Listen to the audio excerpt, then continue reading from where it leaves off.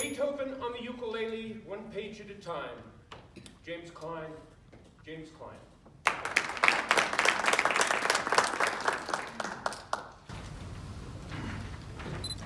This is Beethoven. I was introduced to Beethoven when I was 11 years old, and I've got to say that Beethoven, more than anything else, really helped me through the turmoil of my early adolescence. Do you know Beethoven? You know Beethoven? I'm glad you do, because he's maybe the greatest composer ever. At least in my mind, he's the greatest composer ever. Beethoven was born in, Ludwig van Beethoven, I should say, was born in 1770. He died in 1827. And Beethoven's greatest achievement was he took the musical language that he inherited from Mozart and Haydn, and he transformed it into his own personal language, which redefined what an artist is. When I first heard Beethoven, I thought he was speaking directly to my soul. I could admire Mozart, I could admire Haydn, I could admire Bach, but I could admire them for their craftsmanship and their music. Beethoven, on the other hand, is like he's speaking to my soul. Beethoven wrote a lot of different music. Probably his most famous pieces are his symphonies. You know what a symphony is? Who knows what a symphony is? Who can tell me? A symphony is a very long piece of music written for an orchestra. It usually has 4 movements, like 4 chapters of a book, lasts maybe 30 or 40 minutes, or maybe even longer than that. I have here something that I would have killed for when I was 11 years old. Wasn't available to me growing up in Moab, Utah, but now I was able to go on Amazon.com and get this delivered to my door for $5, shipping included. This is the score of several of Beethoven's symphonies. Perhaps my favorite is not the Symphony No. 5, which you're all familiar with. Dun, dun, dun, dun. You've all heard that, right? Okay. My favorite is probably his Symphony No. 6. His Symphony No. 6 was written around the same time as Symphony No. 5, but it's more of a programmatic symphony. It deals with his feelings of joy when he arrives in the country.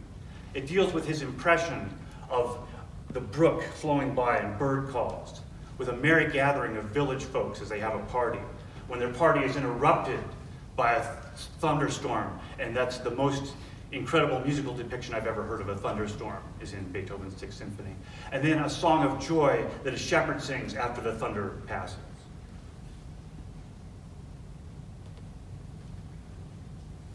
You know, when I was 11, 6th grade, I used to run home from school during my lunch break just so I could listen to Beethoven's 6th Symphony, which was the 2nd record I ever owned. Yeah, it got me through the turmoil of early adolescence. You know what this is? It's an ukulele, as they say in Hawaii. The rest of us on the mainland and other parts of the world say ukulele. I got one of these when I was 47 years old. And I gotta say that this little instrument right here,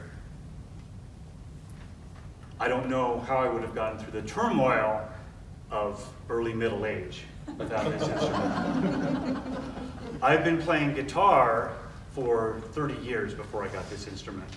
But somehow, this little instrument here really lit a creative fire under my ass.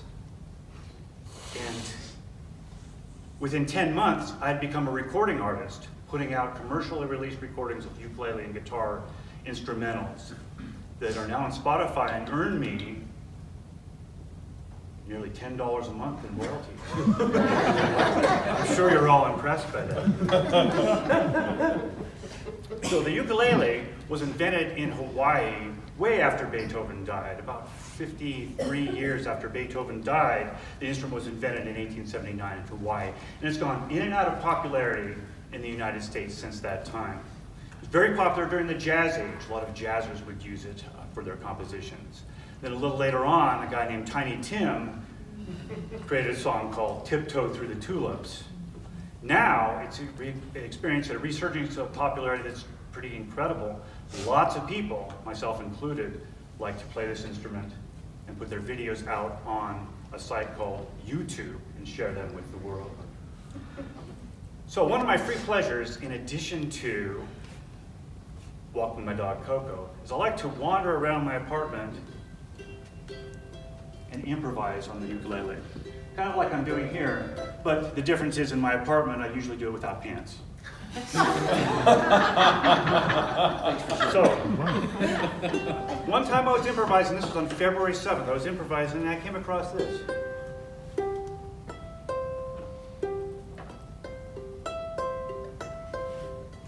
And I thought to myself, you know what? That is the opening of the 5th movement of Beethoven's 6th Symphony. And then I thought to myself, you know what would be cool? It would be really cool if I could take the music in that score, music written for a 100-piece orchestra, and put it on the little ukulele. Okay. Then I thought, you know, that's not an ambitious enough goal for a midlife crisis. Why don't I stick the entire damn symphony and put it on the ukulele? So that is what I did. 1 page a day, every day, starting on February 13th, and I finished on May 3rd. I never skipped a day. And it's all in my journal. I know Haley Sorensen likes journals. I like my journal as well. You can see every day, along with other things, there's a page of the tablature I wrote down for Beethoven's 6th Symphony. When I finished on May 3rd, I thought to myself, well, all this scribbling could just sit in my journal, or I could make something out of it. And that's what I've been doing since June 1st. I've been putting one video out every week of 1 page of Beethoven's 6th Symphony. Okay. I'm up to 20 right now. I have 59 more to go. So where am I going? To paraphrase, not Beethoven, but paint your wagon. Where am I going? I don't know. How will I get there? I ain't certain. All I know is I am on my way.